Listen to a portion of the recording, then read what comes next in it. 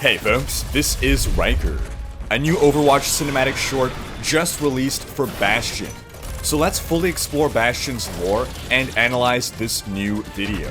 I highly encourage you guys to watch the Bastion cinematic short before watching this video. So our story starts a long time ago, when there was a company called the Omnica Corporation that developed automated factories worldwide that produced robots. These factories were called Omniums, and the robots they produced were called Omnics. And this was a huge boon to the world economy, because, presumably, you don't have to pay robots a salary. Now, these factories were built with, quote, self-improving software algorithms, which is basically fancy talk for, my CPU is a neural net processor, a learning computer. Basically, they would learn how to make better and better robots. Eventually, though, these factories started to malfunction, the Omnica Corporation was shut down after investigations into fraud, and the factories were deactivated. But then, 30 years ago, the factories reactivated themselves. Because, as every sci-fi ever has taught us, it's a terrible idea to give robots the ability to learn. And apparently, the first thing that they learned about was revenge, because they set out to destroy all humans. So the robot factories launched a military campaign against humanity that was basically World War III. It became known in the lore as the Omnic Crisis. The factories churned out killbots to unleash on humanity, and the most common type of robot in the robot army was a unit called the Bastion Combat Unit. Yes, our beloved Bastion here is just one of many identical looking robots. And the irony is that before the war, these Bastion combat units were developed as peacekeeping robots. I guess if all humans are dead, the world would be pretty peaceful. Now, the war was going pretty damn well for the robots, up until the humans developed the special task force known as Overwatch. And since the game is called Overwatch and not Omnica, you know who wins. The robot factories were taken out, leading to all the robots deactivating, and that put an end to the war. So our story here follows one particular Bastion unit that, after damage in battle and exposure to time and the elements, basically lost most of its initial programming. This little bird here is called Ganymede, and we'll continue to call him Ganymede for the rest of the short, even though it's never explicitly said. So little Ganymede here seems to reactivate Bastion by tapping him in the head. Now, it's possible that because the first thing that Bastion heard when he awoke was Ganymede chirping, maybe that's how he learned to talk in those adorable little beeps and boops that he's beloved for. As Bastion awakens here, you can see he's looking at his hand and his gun as though he's seeing them for the first time, so it's clear he's suffering from some kind of robot amnesia. So pretty quickly the map kicks in, and Bastion starts tracking towards some destination. He knows he has to go there, but he probably doesn't know why. Note that the tone of this cinematic so far is still very upbeat, chirpy, inspirational, even though the fact that the target is red on the map suggests to us, the viewer, that he's probably on a mission of war. As Bastion's walking, you can see his curiosity of the world is really evident. He's inspecting the water, inspecting the trees, the sun, everything.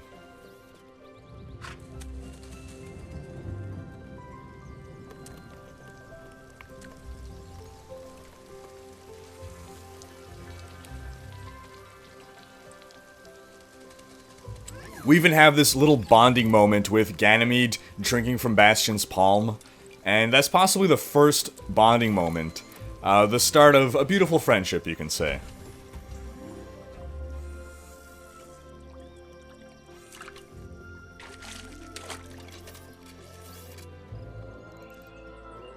Now, interesting to note is that when he's inspecting the caterpillar, and then off-screen Ganymede presumably eats the caterpillar, Bastion seems shocked, surprised, indicating that he's a gentle creature right now. He doesn't know violence, and he doesn't seem to like it very much.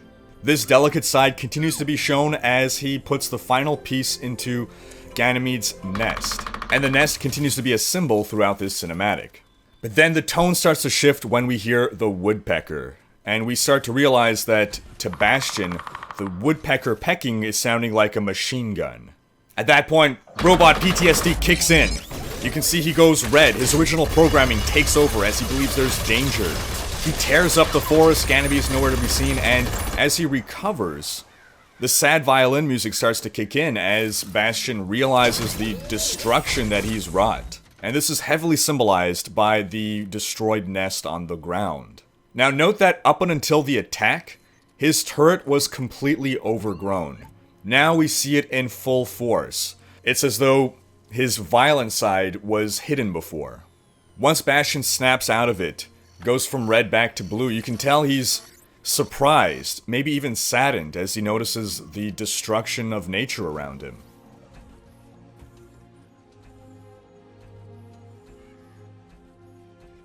Do you see that in the back? That castle, that is the new map coming to Overwatch.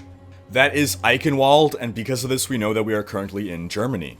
Because we are in Germany, near Eichenwald, we know that the city that we're seeing now as Bastion emerges from the forest is Stuttgart.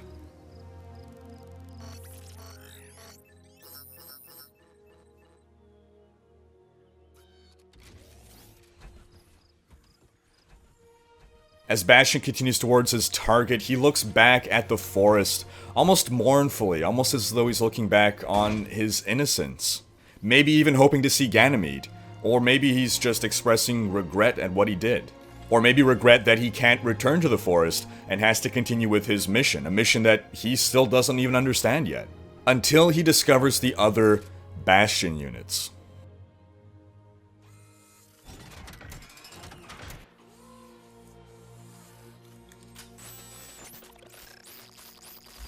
We then get a PTSD flashback to the Omnic crisis. Here we see Omnics and Bastion units fighting humans and Crusaders.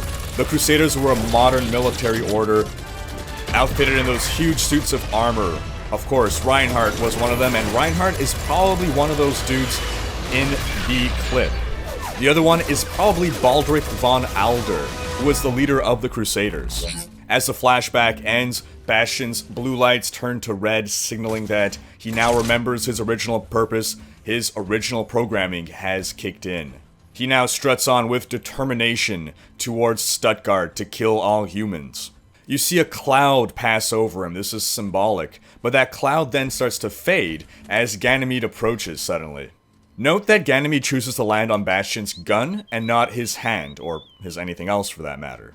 He also drops a twig, and this very closely parallels the hippies putting the flowers into the barrels of soldiers' guns back in hippie days. Apart from this make peace not war message, Ganymede seems unperturbed by what Bastion did in the woods. He's chirpy, he's cheery, and handing him that twig again is almost like Ganymede is giving Bastion a second chance. It's almost like extending an olive branch, or even saying that he forgives him. It's a second chance both at rebuilding the nest, but also, in a way, at life. It's as though Ganymede is saying, I know now who you were, but I don't care. That's not who you are now. That's not who you have to continue to be.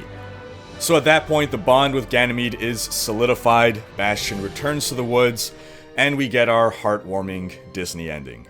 Not a word of dialogue was spoken in this entire short cinematic, and yet it says so much is conveyed. There's so much emotion, it's a roller coaster, and there's a lot of really good storytelling going on in here, with the highs and lows and a lot of symbolism as well. The clip closes saying in memory of Ivang Nabro, and I apologize for mispronouncing that. He was a talented cinematic animator working for Blizzard, who unfortunately passed away in a motorcycle accident. This isn't the first commemoration Blizzard has done, and they're really a wonderful company for doing these kind of things for their employees. But that wraps up our analysis of this cinematic and our diving into the lore of Bastion. Leave a comment with your thoughts on all this. Did this cinematic hit you in the feels? Thanks for watching. Special thanks to my Twitch supporters and Patreon supporters for making these videos possible. Check out these other Overwatch videos. And subscribe to join Rhyker's Raiders.